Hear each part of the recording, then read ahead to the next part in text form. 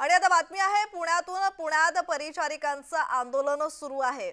पुण्यात परिचारिकांचं आंदोलन सुरू आहे। राज्यव्यापी आंदोलन करण्यात येत आहे। विविध मागण्यांसाठी आंदोलन पुकारण्यात आलेलं आहे। 2012 पासून पगारवाढ झाली नसल्याचा आरोप इथे करण्यात येतोय। मात्र याच आंदोलनाचा रुग्णसेवेवर परिणाम होताना दिसतोय। पुण्यात परिचारिकांचं आंदोलन सुरू आहे। विविध मागण्यांसाठी हे आंदोलन करण्यात येत आहे। 2012 पासून पगारवाढ झाली नसल्याचा आरोप इथे करण्यात येतोय। तर परिचारिका आता आंदोलनाच्या पवित्र्यात आहेत आणि त्याचबरोबर या आक्रमक भूमिकेमुळे आता रुग्णसेवेवर सुद्धा परिणाम होताना दिसतोय। दुसरीकडे छत्रपती संभाजीनगरमध्ये सुद्धा घाटी रुग्णालयात विविध मागण्यांसाठी सर्वच परिचारिकांनी आंदोलन पुकारलेलं आहे आणि याचाच परिणाम होताना दिसतोय रुग्णसेवेवर। आता राज्यव्यापी आंदोलन परिचारिकांचं सुरू झालेलं आहे। पुण्यातून ही दृश्य आपण पाहतोय। विविध मागण्यांसाठी परिचारिका मैदानात उतरलेल्या आहेत।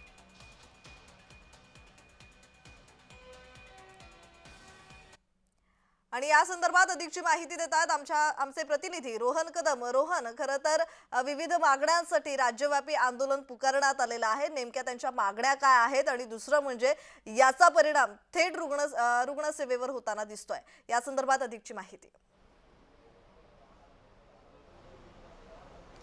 प्रज्ञा अगदी बरोबर आहे। खरं तर आरोग्य मित्र जे आहेत ते हे सगळे अचानक जे आहेत ते संपावरती आणि आंदोलनाच्या पवित्र्यामध्ये आलेले आपल्याला पाहायला मिळत आहेत आणि यांची प्रमुख मागणी हीच आहे की वेतनवाढ जी आहे ती 2012 पासून झालेली नाही, ती वेतनवाढ झाली पाहिजे। या मागणीसाठी जे आहेत ते सगळे आरोग्य मित्र धरणे आंदोलन जे आहेत ते करताना पाहायला मिळत आहेत। खरं तर शासनाच्या आरोग्य सेवा ज्या आहेत त्या जनतेपर्यंत पोहोचवण्यासाठी हे सगळेजण जे आहेत ते कार्यरत असतात, परंतु अगदी 2012 पासून सुरुवातीला 6,500 आणि आता जवळपास 11,500 इतक्या अल्प वेतनावर हे सगळेजण कामं करतायत, परंतु अजून देखील त्यांना जे आहे ते ठोस मानधन असं मिळालं नाही, म्हणून हे सगळेजण संपावरती आहेत, आंदोलनावरती आहेत। आपल्यासोबत काही आरोग्य मित्र आहेत।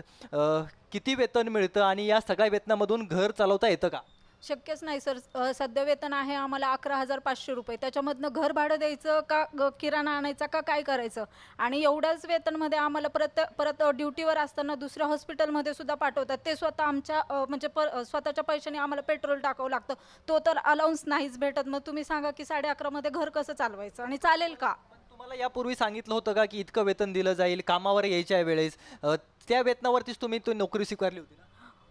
पण त्याच्यामध्ये असं पण होतं ना की वेळ म्हणजे ज्यावेळेस दरवर्षी असतंच पगारवाढ, ते तर सगळं बेसिकच आहे ना की 10% पगारवाढ झालेली असते किंवा म्हणजे हे प्रत्येक कंपनीमध्ये असतंच ना। पण हे झालं होत नाहीये सरकार। नाही, 4 वर्ष झाले ह्याच्यामध्ये एकही रुपया वाढलेला नाहीये। आता किती पगार येतो? आता 11,500 पेमेंट होता। आता आम्ही ज्यावेळेस आंदोलन म्हणजे निवेदन दिलं त्याच्यानंतर आम्हाला फक्त 14,000 पेमेंट केलेलं आहे। आता ह्या 14,000 मध्ये कसं होणार आणि हे जर का कामावरती नाही गेले तर काय होणार आपण जाणून घेऊयात। अनेक पेशंट जे आहेत ते तुमच्यामुळे आता इकडे सुद्धा यायला लागले। तुम्ही जे आहे ते सरकारच्या योजना पोहोचत असता, फटका बसेल या लोकांवरती तुम्ही आंदोलन केल्यानंतर असं वाटत नाही? निश्चितपणे आता त्याचा फटका पेशंटला जास्त बसतो आहे।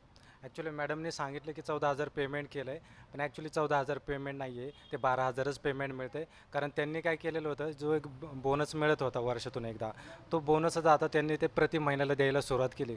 असं करून ते पेमेंट त्यांनी वाढवून दाखवलेलं आहे। आणि दुसरी गोष्ट म्हणजे 2018 साली जी आयुष्यमान भारत योजना सुरू झाली, त्या योजनेचं काम आम्ही विना वेतन करत आहोत।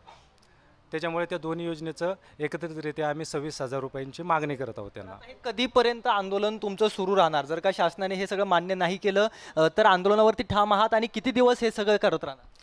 ॲक्च्युली पेमेंट वाढस्तोपर्यंत आम्ही आंदोलनामध्ये सहभागी होणार आहोत आणि ॲक्च्युली 2012 पासून आम्ही याच्यामध्ये कार्यरत आहोत। 2018 पासून जी प्रधानमंत्री जन आरोग्य योजना चालू झाली तर ते पण कार्ड आम्ही याच्यामध्ये विना ह्याचेच केलेले आहेत। त्याचं पण काही पेमेंट आम्हाला वेगळं काही दिलेलं नाही आहे। या दोन्ही योजना आम्ही एकत्रितपणे राबवत आहोत आणि तरीही पेमेंट काही वाढलेलं नाही आहे अजून।